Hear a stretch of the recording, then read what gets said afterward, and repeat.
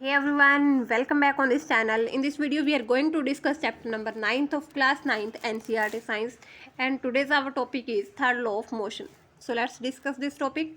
The first two laws of motion tell us how an applied force changes the motion and provide us with a method of determining the force. तो पहले दो जो motion के laws थे वहाँ से हमें पता चला कि कैसे अगर हम फोर्स अप्लाई करते हैं तो उससे किसी भी ऑब्जेक्ट की मोशन चेंज हो सकती है। और सेकंड जो मेथड था वहाँ पर हमने पढ़ा कि क्या जो है क्या ऐसा मेथड है जिससे हम फोर्स को डिटरमाइन कर सकते हैं। अगर हमें मास और एक्सेलरेशन पता है तो हम फोर्स जो है कैलकुलेट कर सकते हैं। The third law of motion states that when one object exert a force on another object, the second object instantaneously exert a force back on the first. तो थर्ड लॉ हमें ये बोलता है कि जब भी एक ऑब्जेक्ट किसी दूसरे ऑब्जेक्ट के ऊपर फोर्स लगाता है तो दूसरा ऑब्जेक्ट भी उस ऑब्जेक्ट पहले वाले ऑब्जेक्ट के ऊपर फोर्स लगाएगा और इंस्टेंट फोर्स लगाएगा। So these two forces are always equal in magnitude but opposite in direction. अगर पहले वाला ऑब्जेक्ट 4 न्यूटन बल यहाँ पर लगा रहा है दूसरे पर, तो दूसरे वाला भी 4 न्यूटन बल ही लगाएगा, लेकिन इनकी डायरेक्शन क्या होगी, एक दूसरे के opposite. These forces acts on different object and never on the same object. तो डिफरेंट डिफरेंट ऑब्जेक्ट पर ही एक्ट करेंगे, कभी भी सेम ऑब्जेक्ट पर ही एक्ट नहीं करेंगे। In the game of football sometimes we while walking at the football and trying to kick it with a greater force collide with the player of the opposite team. तो ये कई बार हम football के game में भी देखते हैं कि जब हम फुटबॉल को किक कर रहे होते हैं तो हम कई बार दूसरी टीम के प्लेयर के साथ कोलाइड कर जाते हैं। Both feel hurt because each applies a force. दोनों प्लेयर को जो है हर्ट होता है यहाँ पर, क्योंकि दोनों ही एक दूसरे के ऊपर फोर्स लगा रहे हैं। In other words there is a pair of forces and not just one force. तो हम ये बोल सकते हैं कि वहाँ पर एक पेयर ऑफ फोर्स जो है वो एक्ट कर रहा है, सिंगल फोर्स नहीं है। The two opposing force are also known as action and reaction forces. तो दोनों के दोनों जो हमारे पास अपोजिंग फोर्स है उनको हम क्या बोलते हैं, एक्शन एंड रिएक्शन फोर्सेज या action and reaction pair. Let us consider two spring balance connected together as shown in figure 9.10। 9.10 figure में यहाँ पर दो स्प्रिंग बैलेंस यहाँ पर दिखाए गए हैं। सो यहाँ पर होगा क्या, basically the fixed end of balance B is attached with the rigid support like a wall. B को हमने एक वॉल के साथ अटैच कर दिया। When a force is applied through the free end of the spring balance A, it is observe that both the spring balances show the same reading on their scale. तो जब हम ए का जो and है, free and है, उसको हम जो है फोर्स लगाकर उसको एक्सटेंड करने की कोशिश करेंगे तो यहाँ पर क्या होगा, दोनों के दोनों जो स्प्रिंग्स है वो सेम रीडिंग शो करेंगे। It means that force exerted by spring balance A on B is equal but opposite in direction to the force exerted by B on A. तो जितना ए बी पर लगाएगा उतना ही same force और opposite direction में जो force है वो बी जो है ए पर लगाएगा। Any of this two forces can be called as action and the other as reaction. तो पहले वाले फोर्स को हम एक्शन बोल सकते हैं एंड अदर फोर्स को हम रिएक्शन फोर्स बोल सकते हैं। This gives us an alternative statement of the third law of motion. तो यहाँ से हमें थर्ड लॉ की अल्टरनेटिव स्टेटमेंट यहाँ पर मिल जाती है। That is to every action there is an equal and opposite reaction. तो यहाँ पर हर एक एक्शन के लिए कोई ना कोई रिएक्शन जरूर होगा। However, it must be remembered that action and reaction always act on two different objects simultaneously। तो हमें ध्यान ये रखना होगा कि दोनों के दोनों जो फोर्सेस है वो अलग अलग ऑब्जेक्ट पर एक्ट होंगे। Suppose you are standing at rest and intend to start walking on a road. Suppose कीजिए कि आप रेस्ट की पोजिशन में है और आपको चलना स्टार्ट करना है। सो यू मस्ट एक्सेलरेट, तो आपको एक्सेलरेट करना होगा and this require a force in accordance with the second law of motion. तो हमें पता है कि फोर्स क्या होता है, मास इनटू एक्सेलरेशन। तो अगर हमें एक्सेलरेट करना है तो हमें फोर्स अप्लाई करना पड़ेगा। विच इज़ दिस फोर्स, तो कौन सा फोर्स होगा, is it muscular effort you exert on the road. तो ये मस्कुलर एफर्ट ही होगा जो हम रोड पर जो है एक्सर्ट करेंगे।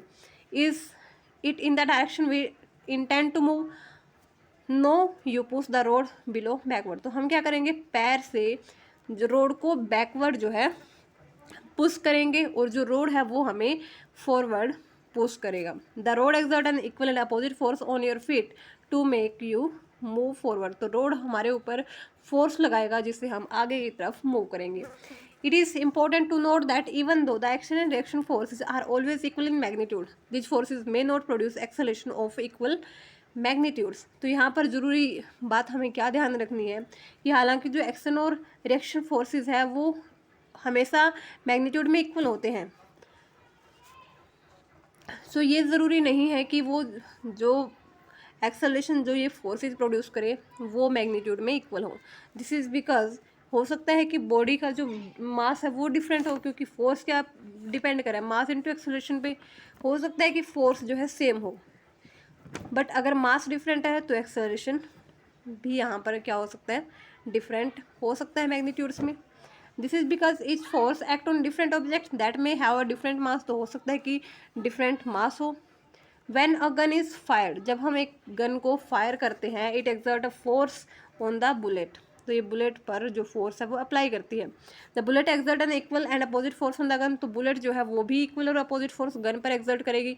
This result in the recoil of gun since the gun has a much greater mass than the bullet. तो इससे क्या होगा कि जो हमारी गन है उसका मास ज़्यादा है than the bullet, so acceleration of gun is much less than the acceleration of bullet. तो यहाँ पर जिसका मास ज़्यादा होगा उसका एक्सेलरेशन यहाँ पर क्या होगा, उसका एक्सेलरेशन हो जाएगा कम।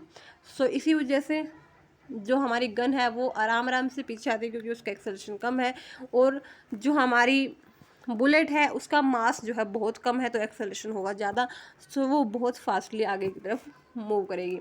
The third law of motion can also be illustrated with when a sailor jump out of a rowing boat. जब कोई नाविक जो है अपनी नाव से उतरने की कोशिश करता है तो वहाँ पर भी थर्ड लॉ ऑफ मोशन हमें दिखता है। एज सेलर जंप फॉरवर्ड, जैसे ही जो नाविक है वो आगे की तरफ मूव करता है, the force on the boat moves it backward. तो जो फोर्स वहाँ पर एक फोर्स भी एक्ट करेगा, वो क्या होगा, वो बोट को बैकवर्ड मूव करेगा, और जो बोट है वो अपोजिट फोर्स लगाएगी उस सेलर के ऊपर, सो दैट कि वो जंप उसमें से इजीली कर जाएगा। सो यहाँ पर कुछ ऐसे होता है कि ये इसको बैकवर्ड जो है मूव करवा रहा है, तो जो बोट है वो इस पे अपोजिट फोर्स लगा रही है और इसको फॉरवर्ड मूव करवा रही है। Now activity 9.4, request to children to stand on two separate cart as shown in figure 9.13। तो दो बच्चों को आप बोलिए कि वो अलग अलग जो कार्ट है उस पर खड़े हो जाए, जैसा कि फिगर यहाँ पर दिखाया हुआ है। Give them a bag full of sand और सम अदर हैवी ऑब्जेक्ट। उनको क्या देना है, एक बैग फुल ऑफ सैंड या फिर कोई भी हैवी ऑब्जेक्ट उनको दे देना है। Then ask them to play a game of catch with the bag. तो उनको क्या बोलना है आपको कि वो एक गेम को प्ले करे कि वो उस बैग को कैच करे। Does each of them experience an instantaneous force as a result of throwing the sandbag। तो अगर वो बैग को सेंड करते हैं, बैग को वो पास करते हैं, सैंड बैग को अगर वो थ्रो करते हैं, पास करते हैं एक दूसरे को, तो क्या उन्हें कोई फोर्स जो है एक्सपीरियंस होगा। तो यस, उन्हें फोर्स एक्सपीरियंस होगा। You can paint a white line on the cart wheel to observe the motion of the two cart when the children throw the bag towards each other. तो आप यहाँ जो है एक लाइन भी बना सकते हैं ताकि हमें जो मोशन है उसका पता लग जाए कि क्या उनकी जो कार्ट है वो मूव कर रही है या नहीं कर रही। तो हमें यहाँ पर क्या ऑब्जर्वेशन देखने को मिलेगी, सो बेसिकली हमें ऑब्जर्वेशन यहाँ पर देखने को यही मिलेगी कि जो यहाँ पर जैसे ही ये थ्रो आगे की तरफ इसको थ्रो करेगा तो यहाँ जो कार्ड है वो बैकवर्ड मूव करेगी। ठीक है, तो यहाँ पर होगा यही, जो कार्ट है वो आगे की तरफ मूव करना स्टार्ट कर देगी। सॉरी, जो कार्ट है वो बैकवर्ड मूव करेगी। जैसे ही हम इसको आगे की तरफ थ्रो करेंगे तो हमारी बॉडी जो है वो क्या करेगी, एक फोर्स एक्सर्ट करेगी, और इससे क्या होगा, जो कार्ट है वो पीछे की तरफ मूव कर जाएगा। Now place two children on one cart and one or another cart. The second law of motion can be seen as this arrangements would show different acceleration of the same force. तो अगर हम क्या करें, अगर हम अब इस card पर दो बच्चों को रख दें और यहाँ पर सिंगल ही बच्चा हो तो उससे मास ज़्यादा हो जाएगा, तो ऑब्वियस सी बात है कि एक्सेलरेशन कम हो जाएगा, और एक्सेलरेशन कम होगा तो ये कम पीछे की तरफ मूव करेगी। Now the card shown in this activity can be constructed by using a 12 mm और 18 mm thick plywood board of about 50:100 centimeter with 2 pair of hard ball bearing wheels। तो हम कुछ इस तरीके से इस मेजरमेंट की हेल्प से हम इस प्लाई वुड बोर्ड को हम बना सकते हैं, इस कार्ड को बना सकते हैं। Skateboards are not as effective because it doesn't difficult to maintain straight line motion. Skateboard को हम यहाँ पर इस्तेमाल नहीं कर सकते क्योंकि वहाँ से जो है स्ट्रेट लाइन मोशन होना बहुत मुश्किल बात है। सो इसीलिए हमें कार्ड की हेल्प से ही इसको देखना पड़ेगा। Now 9.6 is conservation of momentum. Suppose two balls A and B, say of masses MA and MB, are traveling in the same direction along a straight line at different velocity UA and UB। तो एक velocity जो है, एक object की velocity UA है and second जो object है उसकी वेलोसिटी UB है। सो क्या होगा कि दोनों की दोनों स्ट्रेट लाइन में मूव कर रही है at different velocities respectively and there are no other external unbalanced forces act on them, यानी कि इनके ऊपर कोई भी फोर्स एक्ट नहीं कर रहा है। लेट करते हैं हम UA बहुत ज़्यादा है UB से and the two balls collide with each other as shown in figure 9.4 भी। तो ये दोनों की दोनों बॉल जो है वो कोलाइड करेगी। देन कोलाइड करने के बाद क्या होगा, during collision which last for a time T time के लिए जो कोलिजन है वो यहाँ पर जो है रहेगा maintain. The ball A exert a force FAB on ball B, यानी कि force by A on B is FAB और सिमिलरली ये फोर्स होगा FBA। Suppose VA and VB are the velocities of two ball A and B after the collision. तो अगर हम collision के बाद देखें तो इसकी वेलोसिटी हो जाएगी VA एंड इसकी वेलोसिटी हो जाएगी हमारे पास VB। So from equation 9.1 the momenta of ball A before and after the collision are. अगर हम पहले बात करें तो मोमेंटम क्या होता है, मास इंटू वेलोसिटी। पहले वेलोसिटी कितनी है, मास A है, वेलोसिटी VA है, UA है, ठीक है, तो यहाँ पे हो जाएगी। और उसके बाद कोलिजन के बाद क्या होगी, MAVA। So the rate of change of momentum during the collision is mass into acceleration.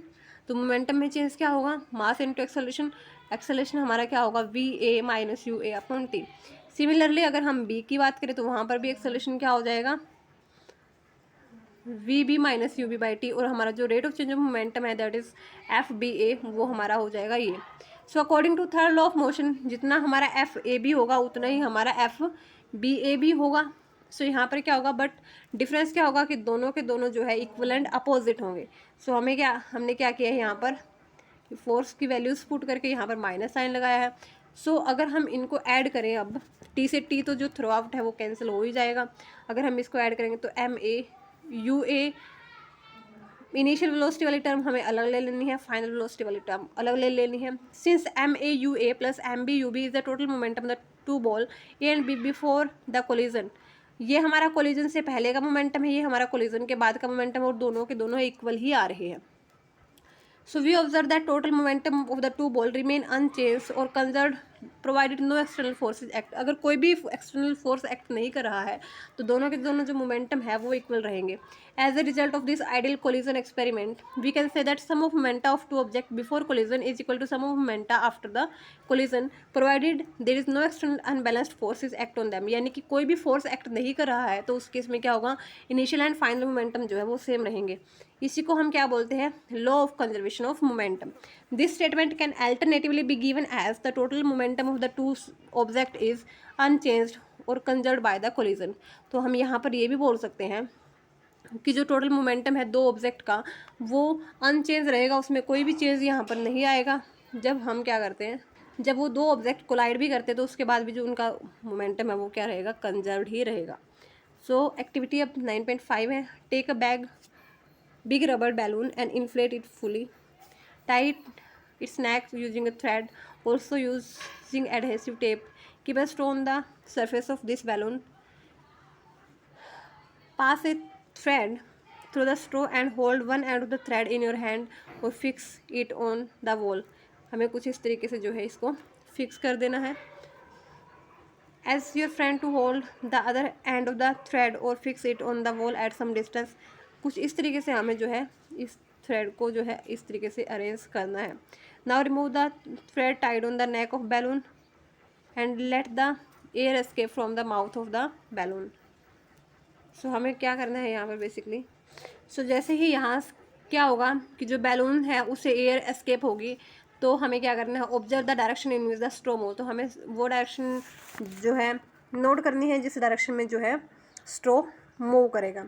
सो यहाँ पर क्या होगा, जो एयर है वो इस डायरेक्शन में मूव करेगी और जो बैलून है वो इस डायरेक्शन में मूव करेगा। सो यहाँ पर जो बैलून है वो फॉरवर्ड मूव किया है एंड जो एयर है वो अपोजिट डायरेक्शन में मूव करेगी एंड जो स्ट्रो है वो बैलून के साथ ही इसी डायरेक्शन में मूव करेगा। सो यहाँ पर नेक्स्ट हम देखते हैं अभी activity 9.6, take a test tube of good quality glass material and put a small amount of water in it. हमें एक टेस्ट ट्यूब लेनी है जिसमें हमें थोड़ा सा जो है वाटर यहाँ पर रखना है। Place a stop cork at the mouth of it, उसके माउथ पे हमें कॉर्क जो है वो रखना है। Now suspend the test tube horizontally, हमें कुछ इस तरीके से इसको सस्पेंड कर देना है बाय 2 स्ट्रिंग और wires as shown figure. Heat the test tube with a burner until water vaporise and the cork blows out, तो हमें उस टाइम तक ऑब्जर्व करना है जब तक जो कॉर्क है वो कॉर्क जो है वो ब्लो ना कर जाए, कॉर्क यहाँ से हट ना जाए। Observe the test tube recoils in the opposite direction to the direction of cork, तो यहाँ पर हमें ये ऑब्जर्वेशन मिलेगी कि जो कॉर्क है वो यहाँ पर इस डायरेक्शन में मूव करेगा और जो टेस्ट ट्यूब है वो बैकवर्ड मूव करेगी, क्योंकि जो हमारी वेपर्स होंगी उनमें क्या होगा, उनमें हाइयर वो वॉल्यूम को ऑक्यूपाई करेगी और इस वजह से क्या होगा, जो कॉर्क है वो यहाँ से ब्लो आउट कर जाएगा। Also observe the difference in the velocity of cork appear to have and that of recoiling test tube, तो हमारी जो टेस्ट ट्यूब है उसकी वेलोसिटी इतनी ज़्यादा नहीं होगी जितनी कि कॉर्क फास्टली मूव करेगा। और सो इस एक्टिविटी में हमें कुछ ऐसे ही करना है।